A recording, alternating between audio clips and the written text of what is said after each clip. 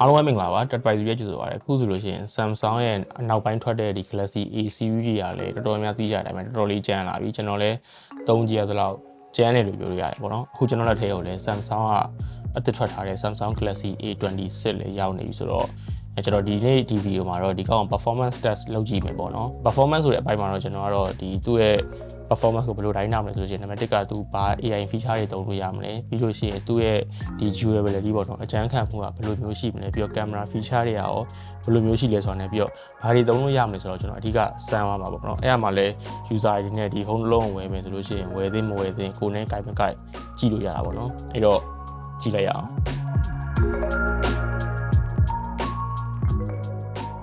အဲ့တော့အရင်ဆုံးသူ့မှာပါတဲ့ AI feature တွေကိုအရင်စမ်းကြည့်မယ်ဆိုတော့ကျွန်တော်အရင်ဆုံး object eraser ကိုစမ်းကြည့်မယ်ပေါ့နော် object eraser ကိုစမ်းဖို့အတွက်ကျွန်တော်အရင်ဆုံး screen recording လုပ်လိုက်အောင်မယ်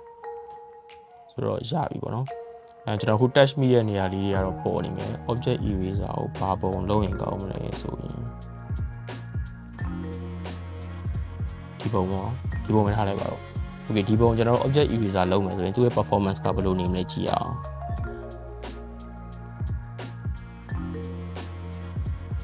object eraser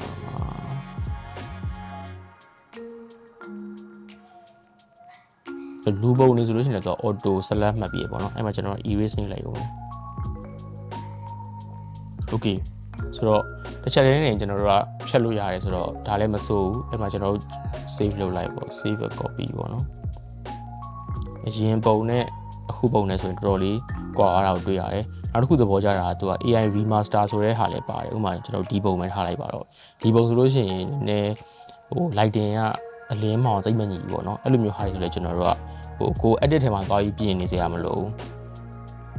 သူရဲ့ဒီ AI feature အနေနဲ့ remaster ဆိုတာလုပ်လို့ရတယ်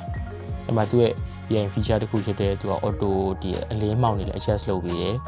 ပြီးတော့ဒီ delay တွေပါပိုကောင်းလာပြီပေါ့ဒါဆိုလို့ရှိရင်ပိုအများကြီးပိုမိုက်သွားပြီဆိုတော့ဟိုကျွန်တော်တို့ဟိုဓာတ်ပုံတွေပါတွေကိုတိတ်ပြီးမပြင်တတ်ဘူးဆိုရင်တော့တိတ်ပြီးစိတ်ပူစရာမလိုဘူးเนาะအဲ့တော့ကျွန်တော်နောက် feature အနေနဲ့ဒီဖုန်းရဲ့ circuit to search ကိုစမ်းကြည့်အောင် circuit to search ကတော့ကျွန်တော်ကိုယ်သဘောကျတဲ့ဥစ္စာကိုတွေ့လို့ရှိရင်ကျွန်တော်တို့ကဟို AI နဲ့ရှာလို့ရတယ်ပေါ့နော်ဥပမာဆိုလို့ရှိရင်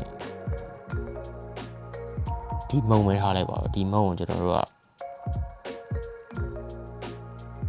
အလေဟာလေးဖြီးပြီးတော့ဝိုင်းလိုက်ပေါ့နော်ဝိုင်းလိုက်တာနဲ့ဒီမုံနဲ့ဆိုင်တဲ့ဥစ္စာတွေကိုကျွန်တော်တို့တွေ့ရတယ်ဆိုတော့ဒါပါပုံလဲပါလဲညာလဲလုံကြီးတွေကဆိုကျွန်တော်တို့လွယ်တကူအလင်းမြန်ကြည့်လို့ရတယ်ပေါ့နော်အခုကျွန်တော်စမ်းကြည့်ရတော့လေမြန်နေပေါ့နော်နောက် feature တစ်ခုကတော့ AI select ပေါ့ AI select ကတော့ဘယ်လိုမျိုးသုံးလို့ရလဲဆိုလို့ရှိရင်ကျွန်တော်တို့ဒီ screen မှာပေါ်နေတဲ့ဥစ္စာတွေကိုသူကစာရီဆိုလို့ရှိရင်လည်းကျွန်တော်တို့ကtranslate လုပ်ပေးတာတို့ပြီးပုံနေဆိုလို့ရှိရင်လည်း save လုပ်တာပြီး GIF အနေနဲ့လုပ်တာတော့လုပ်လို့ရတယ်ပေါ့နော်ဥပမာတစ်ခုပြမယ်ဘယ်လိုပြရင်ကောင်းမလဲဆိုရင်ဒါဆိုလို့ရှိရင်သွားနေတဲ့ဟာလေးပေါ့အဲ့လိုမျိုးဟာကျွန်တော်ဒီ GIF ပေါ့နော် GIF လိုမျိုးလုပ်လို့ရတယ် AI select ရွေးလိုက်ရွေးပြီးသွားလို့ရှိရင်ကျွန်တော်တို့က DI တစ်ခုလုံးမလုပ်ချင်တာလေပေါ့နော်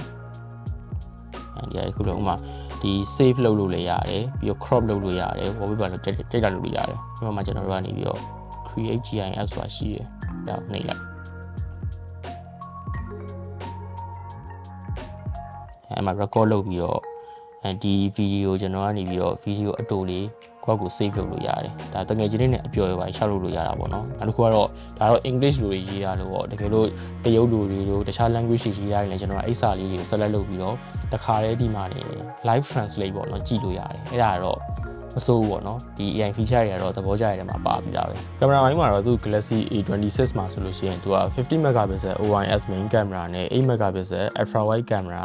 အဓိကသုံးမိရတယ်ပြီးတော့သူ့မှာ2 megapixel macro camera လည်းပါတယ်အရှိတ်ဘက်မှာတော့သူက13 megapixel ဒီ front camera ပါတယ်ပေါ့နော်အခုရိုက်ကြည့်ရတော့ဆိုလို့ရှိရင်လည်းကင်မရာကလည်းမစိုးဘူးလို့ပြောလို့ရတယ်50 megapixel main camera ဖြစ်တဲ့အတွက်ကျွန်တော်တို့ကရုပ်ထွက်တွေကကြည်လင်ရိုက်လို့ရတယ်တခုသဘောကျတာသူက OIS လည်းပါတော့ကျွန်တော်တို့ဓာတ်ပုံရိုက်တဲ့ခါမှာလက်ဥမာနည်းနည်းပါးလှုပ်သွားတာတို့ဆိုလဲ smooth ဖြစ်တယ်ကြည်တယ်ပေါ့နော်ပြီးလို့ရှိရင်ဗီဒီယိုရိုက်လို့ရှိရင်လည်းလမ်းလျှောက်တဲ့ခါမှာ stabilization လည်းပါပြီးသားဆိုတော့အဲ့ဒါတော့လည်းသိပြီးတော့စိတ်ပူစရာမလိုဘူး ultra wide ကလည်းအခုကျွန်တော်ရိုက်ကြည့်ရတော့ဆိုလို့ရှိရင်လည်းအဆင်ပြေတာကိုတွေ့ရတယ်ဆိုတော့ကင်မရာ feature လည်းသူ့ရဲ့ performance အရာဆိုလို့ရှိရင်တော့မဆိုးဘူးလို့ပြောလို့ရတယ်အဲ့တော့ကျွန်တော်ရိုက်ထားတဲ့ပုံလေးတွေလည်းရှိသေးတယ်ကြည့်ကြည့်အောင်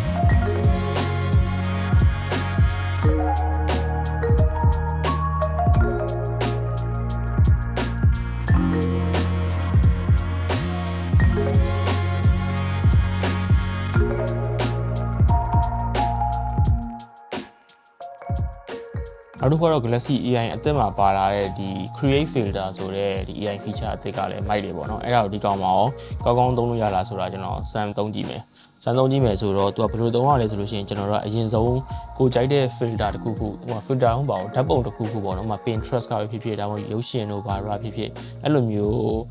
photo တစ်ခုခုကိုကျွန်တော်တို့ကနေပြီးတော့အရင်ယူထားဖို့လိုတယ်ဥပမာဆိုလို့ရှိရင်ကျွန်တော်ကဒီ photo လေးပေါ့နော်ဒီ photo ရဲ့ color သဘောကြလို့ကျွန်တော်ယူမယ်ဆိုပြီးတော့အရင် save လုပ်လိုက်တယ်ပြီးသွားလို့ရှိရင်ကျွန်တော်ရိုက်ထားတဲ့ဒီပုံမှာအဲ့ဒီ color ၃မျိုးလိုချင်တယ်ပေါ့နော် cinematic မှုပြအောင်လို့အဲ့လိုမျိုးပုံမှန်ဆိုလို့ရှိရင်ကျွန်တော်တို့အဲ့လိုမျိုးလုပ်ချင်တယ်ဆိုလို့ရှိရင်ကျွန်တော်တို့တခြားဟို Photoshop တို့ဘာတို့မှာကျွန်တော်တို့ကအချိန်အကြာကြီးကုန်ခံပြီးတော့တူအောင်အနည်းဆုံးတူအောင်လုပ်ရတာရှိတယ်တချို့ဆိုလို့ရှိရင်လည်းဒီ preset တွေဝယ်ရတာရှိတယ်ဒီမှာဆိုရင်အဲ့လိုလုပ်စရာမလိုအဲ့ဒီဥစ္စာကိုကျွန်တော်လုပ်ချင်တယ်ဆိုလို့ရှိရင်ကျွန်တော် edit လုပ်ပြီးတော့ဒီ create filter ရွေးလိုက်ပေါ့နော်ရွေးပြီးသွားတာနဲ့ဒီဘေးမှာ feature တစ်ခုပါလာတယ်အဲ့ဒါကို plus နှိပ်ပြီးတော့ခုနပုံရွေးလိုက်ပေါ့နော်ရွေးလိုက်တာနဲ့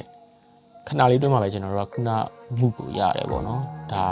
တော်တော်လေးကိုမှရတယ်ဒါကျွန်တော်ရန်သဘောကြတဲ့ feature တခုပဲတကယ်လဲသုံးပြတယ်ဟိုအများကြီးကျွန်တော်တို့သိပြီး edit နေစရာမလိုပြီးသွားတော့မှကျွန်တော်တို့ကဒီ saturation တို့ strength တို့ဘာလို့များတို့နည်းနည်းပါးပါကစားလိုက်လို့ရတယ်ပေါ့နော်ဆိုတော့ဒါကမိုက်တယ်ဒီမှာလည်းကျွန်တော်ခုသုံးကြရသလိုဆိုရှင်ကောင်းကောင်းလုပ်တော့တွေ့ရတယ်ကျွန်တော်တကယ် main guy နဲ့ phone ကတော့ Galaxy S25 Ultra ပေါ့နော်25 Ultra မှာတော့ပြောပြီးနေလုံးဝ smooth ဖြစ်တယ်အရင်လည်းမိုက်တယ်ဒီမှာတော့မှအခုတော်တော်လေးသုံးလို့ရတယ်ဆိုတော့ Galaxy S25 Ultra မှာသုံးလို့ရတဲ့ AI feature တွေအခုလိုမျိုး Galaxy A26 မှာလည်းသုံးလို့ရအောင်လုပ်ပေးရတာတော့ကျွန်တော်ကတော်တော်လေးကိုသဘောကျတယ်အခုသုံးကြသလောက်လည်းအဆင်ပြေတယ်ပေါ့နော်မြန်လည်းမြန်တယ်AI feature အနေနဲ့ပြောရမယ်ဆိုရှင်အကုန်လုံးက okay တယ်အဲ့တော့စိတ်ပူစရာမလိုနောက်တစ်ခုသဘောကျတာအခုဆိုလို့ရှိရင်ကျွန်တော် screen record လုပ်ပြီးတော့ကျွန်တော်ပြောနေရပါတော့အဲ့ချိန်မှာပူတာပါညာမျိုးလည်းမရှိသလိုထစ်တာပါညာလည်းမရှိဘူးဆိုတော့သူရဲ့ performance ကတော့စိုးလို့ပြောလို့ရတယ် processor ကတော့သူက Exynos 1380ကိုသုံးမိရတယ်အခုသုံးကြည့်ရသလောက်ဒီ chipset ကခုနပြောသွားတဲ့အတိုင်းပဲကျွန်တော်တို့ record လုပ်ထားတာမှပူတာပါညာမတွေ့ရသလို AI feature တွေအကုန်လုံးလုပ်လို့ရတယ်ပြီးတော့ပုံမှန် daily test တွေကိုလည်းကျွန်တော်တို့စိတ်ပူစရာမလိုဘဲနဲ့သုံးလို့ရတယ်ပေါ့နော် game ဆိုလည်း mobile legend တို့ PUBG တို့ဆော့လို့ရတယ် durability ဘိုင်းကိုပြောရမယ်ဆိုရှင်ဒီကောင်က IP67 dust and water resistant ဖြစ်တဲ့အတွက်ကြောင့်ကျွန်တော်တို့အကျန်းခံမခံဆိုပြီးတော့စမ်းကြည့်ရပေါ့နော်အဲ့တော့ကျွန်တော်တို့ပုံမှန်ဒီကောင်ဖုန်းနေသေးတွေဘာတွေဝင်လာခိုင်းနေဆိုတော့ကျွန်တော်အိမ်မှာရှိတဲ့ဂျုံမုံတွေနဲ့အဓိကစမ်းကြည့်ဖြစ်တယ်အဲ့ဒါလည်းကျွန်တော်တို့အဆင်ပြေတယ်ပြီးရင်ရေတွေဘာတွေနဲ့ဆေးကြည့်တယ်ပြီးရေတွေဘာတွေစိန်ကြည့်ရပေါ့နော်အဲ့ဒါလည်းကောင်းကောင်းသုံးလို့ရအောင်တွေ့ရတယ်ဆိုတော့ပြောရလို့ရှိရင်ဒီကောင်ကမထင်တာလောက်အောင်အကျန်းခံနေတယ်မှာပါတယ်ပြီးတော့ပိုသဘောကျတာဒီကောင်ကဒီနှစ်ထွက်ထားတဲ့ Galaxy A series အသစ်တွေထဲမှာဈေးသက်သာဆုံးဖုန်းတစ်လုံးဖြစ်တယ်အဲ့လိုမျိုးဖုန်းတစ်လုံးမှာဒီလိုမျိုး AI feature တွေဒီလိုမျိုးအကျန်းခံတဲ့အပိုင်းတွေ performance တွေကလည်းပါတဲ့အတွက်ကြောင့်ကျွန်တော်တို့ဘယ်လိုပဲဖြစ်မစိုးဘူးပေါ့နော် Samsung ကတော်တော်လေးဘယ်လိုပြောရမလဲရေရောလာတယ်လို့လည်းမြင်ရတယ် big quality ဘိုင်းကလည်းမစိုးတော်တော်လေးလည်းလှတယ်သူ့ရဲ့ color တွေကလည်းဒီ color ပြင်နောက်ထွက်တဲ့ color နှစ်မျိုးကလည်းမင်းကလေးသဘောကျမှကျင်းနေရပေါ့နော်ပြီးတော့ကျွန်တော်တော်တော်များများလည်းသိကြတဲ့အတိုင်းပဲလူတွေကခုနောက်ပိုင်းဆိုလို့ရှိရင် purchasing power တွေကညော့လာကြပြီဖုန်းကိုတစ်နှစ်တစ်လုံးပေါ်ရထက်စားလို့ရှိရင်တစ်လုံးကိုကျွန်တော်တို့ကရသလောက်ထိအစွမ်းကုန်ကင်လေးရှိကြတယ်ပေါ့နော်။ဒီကောင်ရဲ့ software update တွေ version တွေက update ရလေဒီကောင်ကသုံးလို့ရမှာဖြစ်တယ်။ဒီဖုန်းမှာဆိုလို့ရှိရင်သူက OS upgrade ကို6ကြိမ်ရတယ်။စထွက်ထဲကဒီကောင် UI 7နဲ့လည်းလာတယ်။ပြီးတော့ OS update ကလည်း6ကြိမ် security update ကလည်း6နှစ်ထိရတဲ့အတွက်ကြောင့်ကျွန်တော်6နှစ်လောက်ထိကကျွန်တော်တို့ update ဖြစ်နေမှာပေါ့နော်။ဒီကောင်ကကင်နာပြီးသွားလို့ရှိရင်ကိုဖုန်းကြီးကဒိတ်အောက်သွားပြီဆိုတဲ့ခံစားချက်မျိုးကရမှာမဟုတ်တော့ဘူး။အဲ့တော့တော်တော်လေးရှည်သွားပြီဆိုတော့ကျွန်တော် overall ပြန်ခြုံပြောရမယ်လို့ရှိရင် Samsung user အနေနဲ့ဆိုလို့ရှိရင်တော့ဒီကောင်ကတော်တော်လေးကိုသုံးလို့ကောင်းတဲ့အနေအထားမှရှိတယ်ခုနပြောတဲ့ AI feature တွေဆိုလို့ရှိရင်လည်းမြင်နေတိုင်းပဲစောစောလက်ရှိတယ်သူ့ရဲ့ processor တို့ဘာတို့ညာတို့ကလည်းအမိလိုက်နိုင်နေပေါ့နော်အခုလိုမျိုးဒီနောက်ဆုံးပေါ် AI feature တွေတော့မှသုံးလို့ရတယ်အကြမ်းမခံပါလဲစိတ်ပူစရာမလိုပြီးတော့ camera feature ကလည်းခုနကပြောရသလောက်ဆိုလို့ရှိရင်လက်ခံလို့ရတဲ့အနေအထားမှရှိရဲဆိုတော့ Samsung fan တွေကတော့သဘောကျမှကျင်းနေတယ်အဲ့တော့ see you